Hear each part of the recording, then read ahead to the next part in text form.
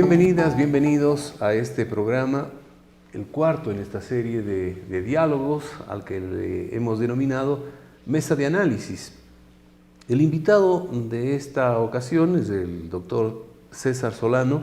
Él es director de la carrera de Pedagogía de las Artes y las Humanidades, a quien nos honra con su presencia y a quien damos la bienvenida para este diálogo, para esta conversación.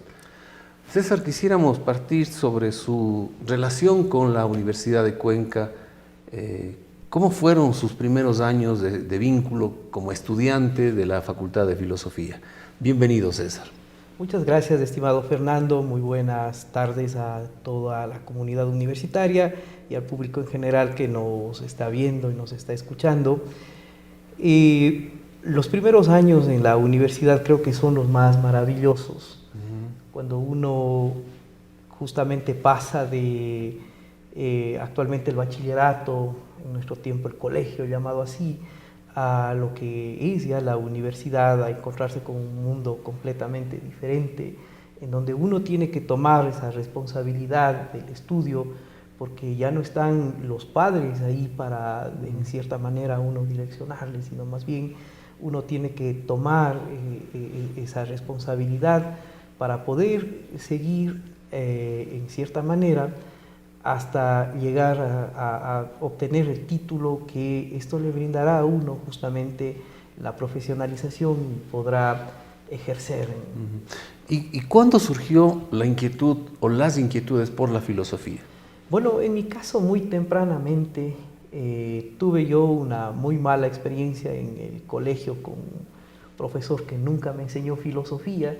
Un mal profesor sí, termina siendo una motivación. Supuesto, es una cuestión bastante extraña, puesto que el momento en el que no me estaban enseñando nada, yo encontré en la biblioteca de mi padre textos de filosofía.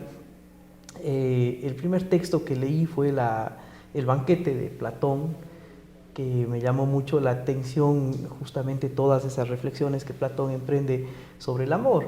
Y de ahí entonces quise saber más sobre la filosofía, empecé un proceso de lecturas continuas.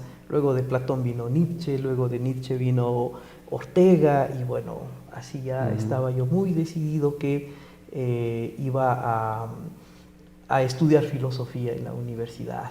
Esto más o menos fue a los 16 años que me ocurrió, y claro, cuando vine acá a la facultad realmente no tenía duda de lo que iba a estudiar. Tuve muy buenos profesores en el ciclo comunes. ¿Quiénes fueron sus maestros, sus primeros maestros en la facultad? En este caso fueron los doctores Narváez, Mauro Osvaldo. Narváez, sí, y Osvaldo Narváez. Bueno, Osvaldo fue ya desde el colegio mi profesor. Cuando yo tomé el bachillerato ya me encontré con Osvaldo, y como venía ya con esas lecturas previas de filosofía, realmente con Osvaldo me encaminó muy bien hacia este descubrimiento de la filosofía. Y luego cuando tuve esta oportunidad de trabajar también con Mauro, fue una cuestión bastante fructífera. Mauro nos enseñó muy bien lo que es la filosofía en comunes. Okay. ¿Qué se estudiaba en esa época? Bueno, estábamos nosotros en un periodo un tanto de transición, porque si bien estábamos ya a finales de los 90, el paradigma de toda lo que es el socialismo científico, que había estado muy presente en las corrientes incluso ideológicas en la universidad, estaba un poco ya de salida, ¿no?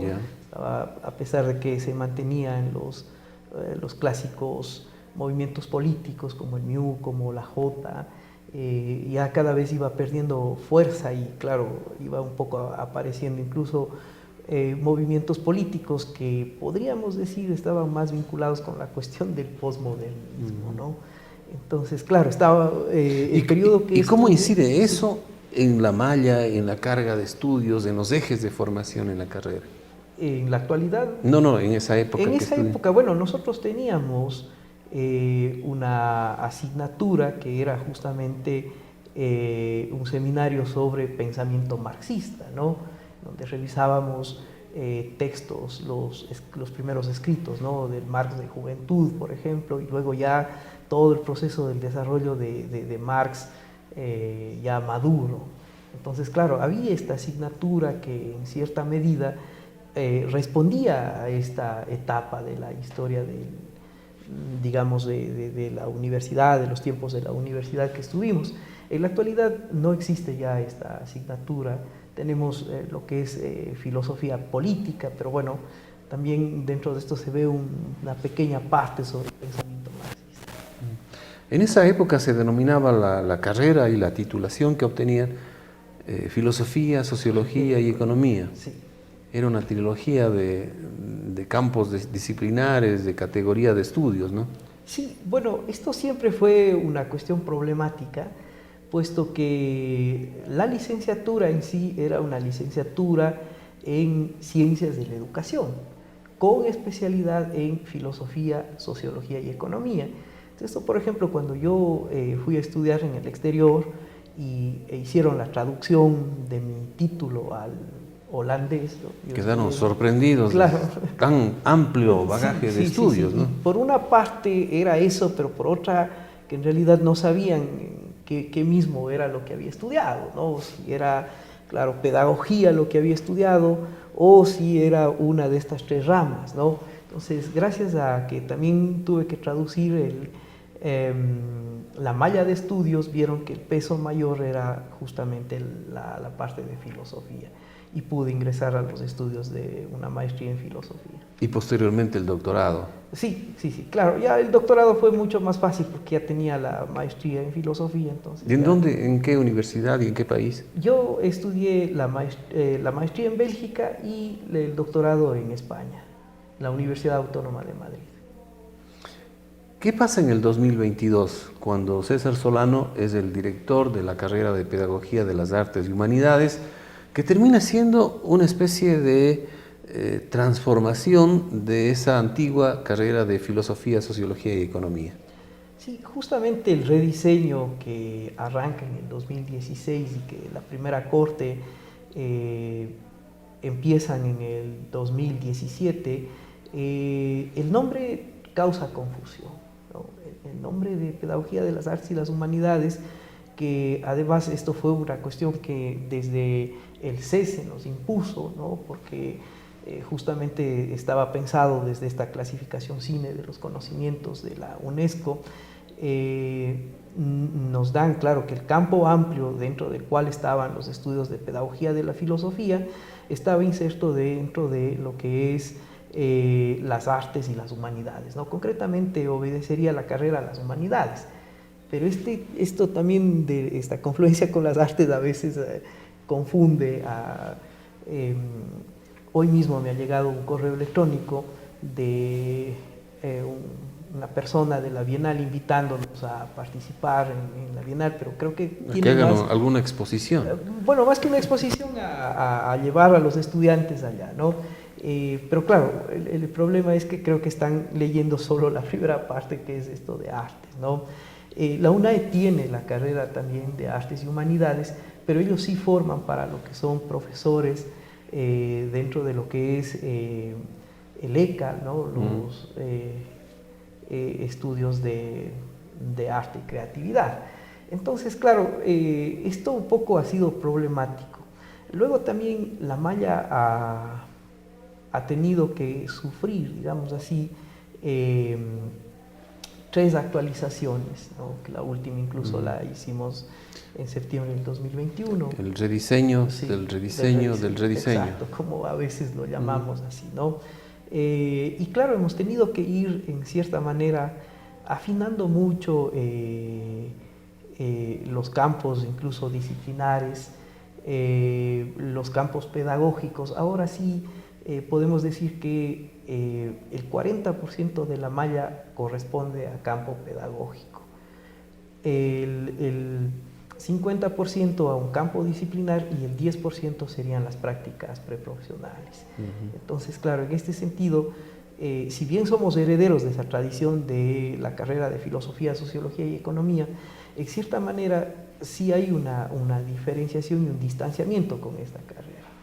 ¿Y cuál es el perfil de salida de esta carrera de Artes y Humanidades?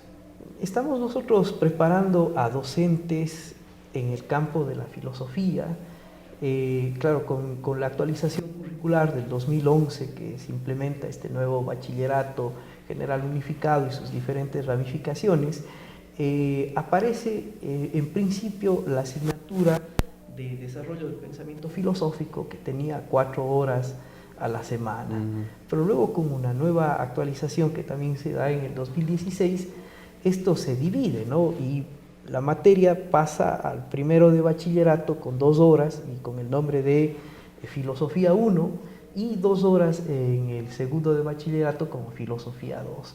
Además de esta asignatura, también los estudiantes de nuestra carrera están capacitados para poder operar dentro de las asignaturas de Educación para la Ciudadanía 1 y 2, que están ya dentro de la malla del bachillerato. Entonces, prácticamente el campo ocupacional está en el magisterio. En el magisterio, por supuesto. Esto, por ejemplo, sí ha sido una pérdida con relación a lo que era la malla de Filosofía, Sociología y Economía, ya que muchos de nuestros egresados, excompañeros de nosotros mismos incluso, trabajan dentro de la línea de proyectos socioculturales, socioeducativos, ¿no? Esto ya no tiene realmente la malla de pedagogía de las artes y las humanidades. Esto se ha perdido y es un poco una preocupación entre quienes somos docentes de la carrera por intentar recuperar esto.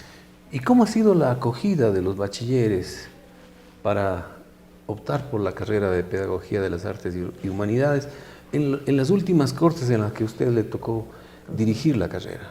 Sí, realmente hemos tenido una muy buena acogida. Nosotros tradicionalmente la carrera de Filosofía, Sociología y Economía ha tenido muy poca gente que se ha interesado.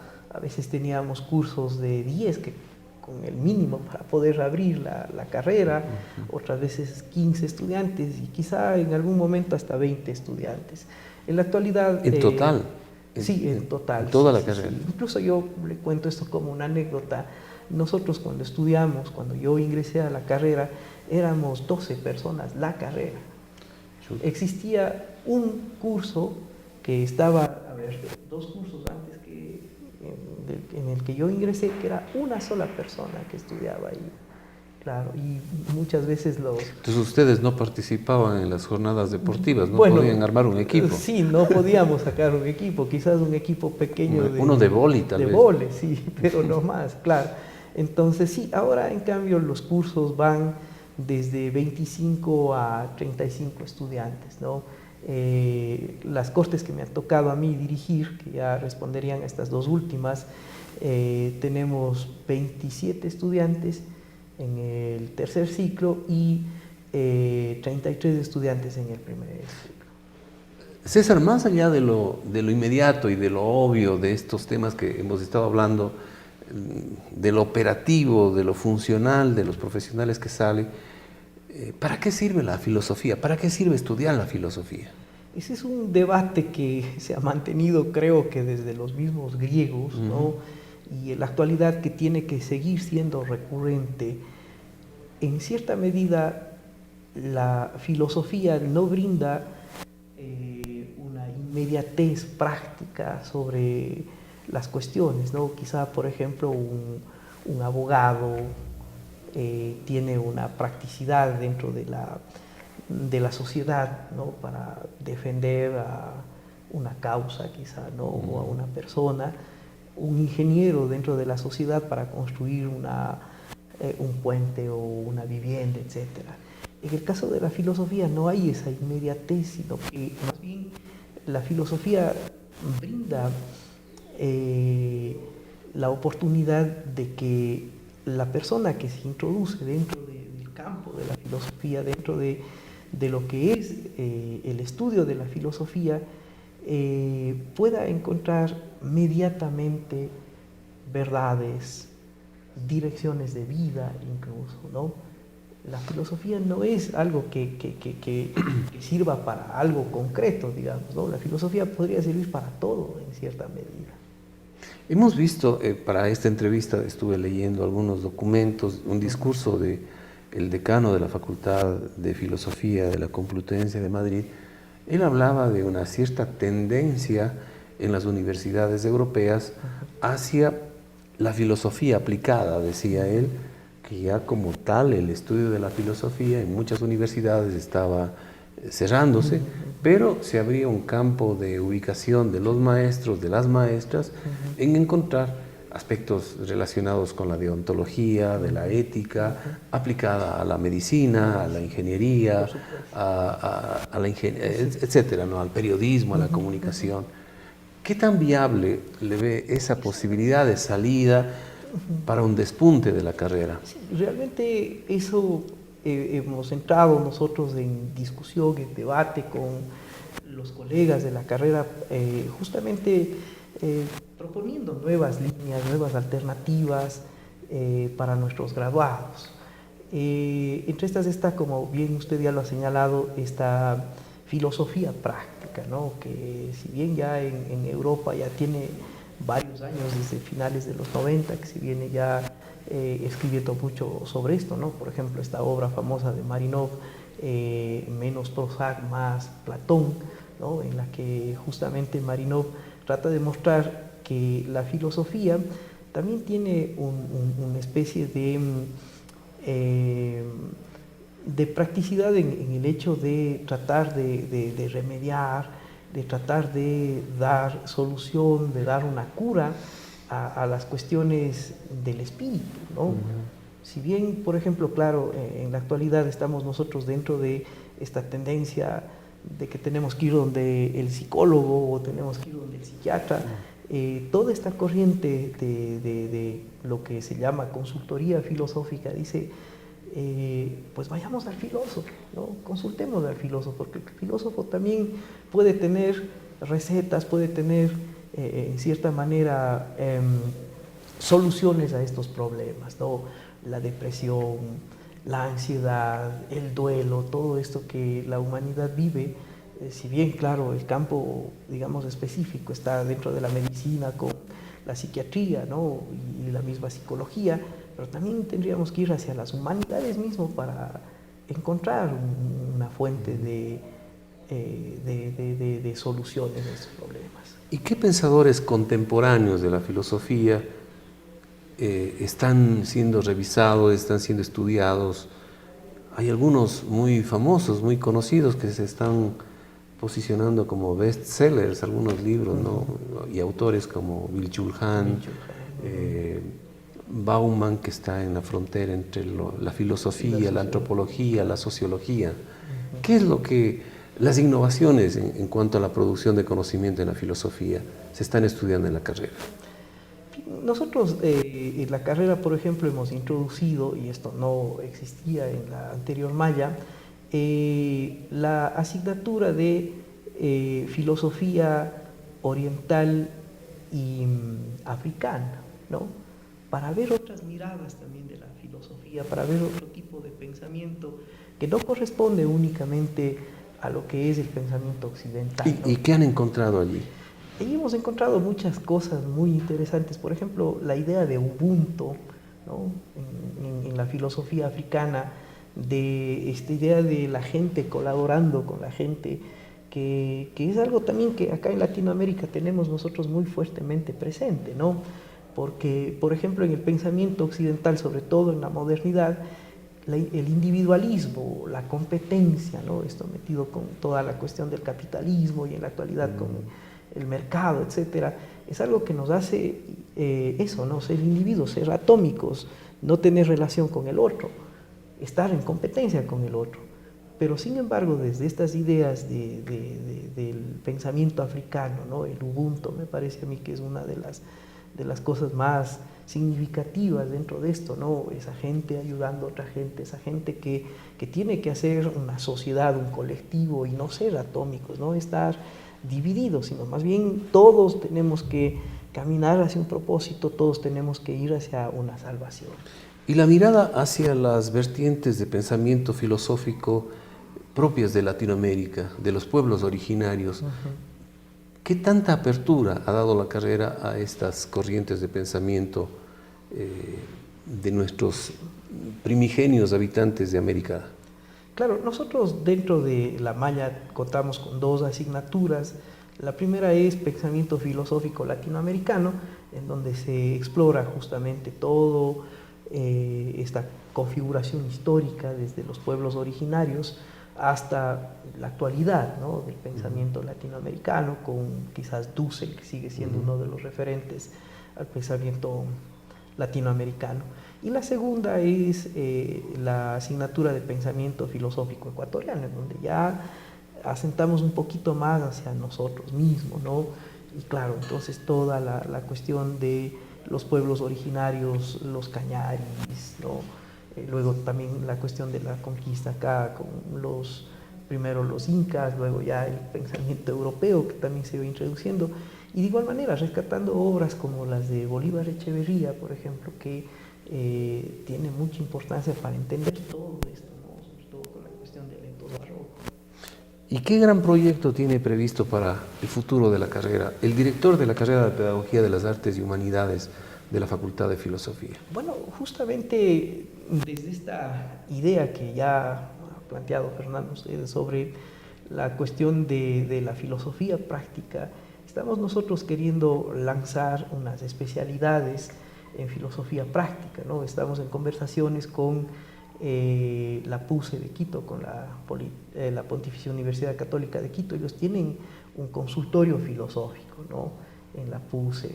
Es la única universidad en el país que ha optado por esta línea.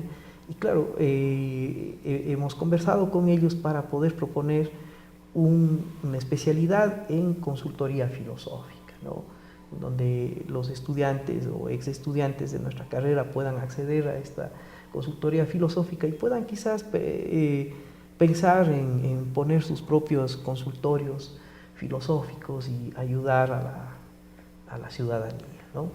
Y por otro lado, también dentro de esta línea de filosofía práctica, incidir mucho en la cuestión de la filosofía con niños y adolescentes, ¿no?, que es una corriente que, si bien ya viene desde el 79 con la aportación de Lippmann, sin embargo acá en algunas maestrías, sobre todo de educación, se han dado unos módulos, pero no ha habido esa contundencia de trabajar con los niños mismos, ¿no? Y que esto sería muy interesante ya desde las etapas más tempranas, desde los 4 años, que empiece a desarrollarse el pensamiento filosófico, que empiece a desarrollarse el pensamiento crítico. Muchas gracias, César, por esta comparecencia en Mesa de Análisis.